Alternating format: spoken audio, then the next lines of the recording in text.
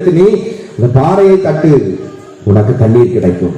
என் ஆகமம் 20ஆம் அதிகாரம் 11வது வசனம். பின் மோசே தம் கையை ஓங்கி தம் கோலால் பாறையை இருமுறை அடித்தார். தண்ணீர் தாராளமாக வந்தது. மக்கள் கூட்டமைப்பினரும் அவர்கள் கால்நடைகளும் குடித்தனர். அந்த அளவுக்கு தண்ணீர் தாராளமாக பெருக்கெடுத்து ஓடியது.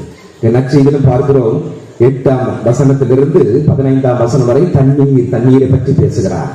என் தண்ணீரை குடிப்போர் தாகமே இருக்காது என்பதை பற்றி பேசுவதை பார்க்கின்றோம். அப்ப தண்ணீர் என்பது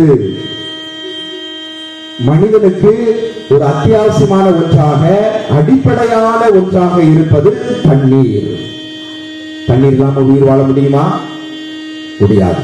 அப்போ தண்ணீர் அடிப்படை தேவை. நமக்கு தெரியும்,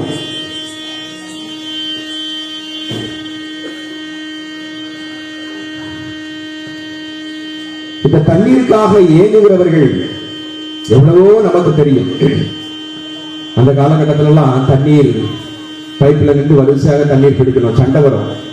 தண்ணீர் ரொம்ப முக்கியம். தண்ணீர் குறைவாகத்தான் இருக்கும், தண்ணீர் நமக்கு கிடைக்காது. அந்த கொஞ்சம் வர்ற தண்ணி அடிச்சு பிடிச்சு சண்டை போட்டு வீட்டுல பெண்கள் தண்ணி கொண்டு வந்து வைப்பாங்க. இது ஆண்களுக்கு தெரியாது, பிள்ளைகளுக்கு எல்லாம் தெரியாது. தண்ணீர் எவ்வளவு முக்கியம். சமைக்கிறதுக்கு தேவை தண்ணீர், குடிக்கிறதுக்கு தேவை, குடிக்கிறதுக்கு தேவை. எவ்வளவு மனுஷ வாழ்க்கையில தண்ணி ரொம்ப ரொம்ப முக்கியம். ஆனா அதெல்லாம் ஒரு காலம் பெருச்சண்டை போட்டு இது பண்ணது. ஆனா இப்போ அப்படி இல்லை. தண்ணீர் நாம தாராளமாக பெற்றுக் கொள்கிறோம். அதே போல இந்த தண்ணீர் இப்ப கிடைக்கக்கூடிய தண்ணீரும் சுத்தமான தூய்மையான தண்ணீராக இருக்கிறதா என்று பார்க்கும்போது கேள்விக்குறிதான். மாசுபட்ட தண்ணீராக, நச்சு கலந்த, அமிலம் கலந்த தொழிற்சாலை எவ்வளவோ இருக்கிறது. அதே போல அருவியில் இருந்து புறப்படுகிறது சுத்தமான அந்த தண்ணீர்.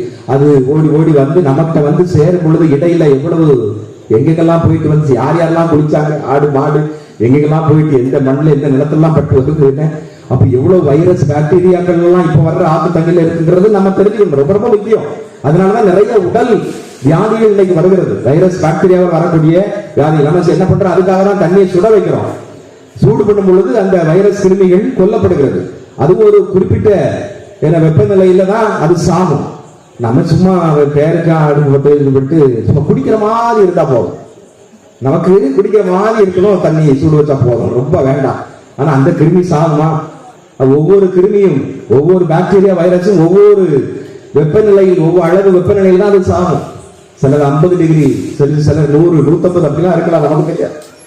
அப்போ இன்னைக்கு இந்த அடிப்படை தண்ணீர் மாசு கலந்ததாக இருக்கிறது.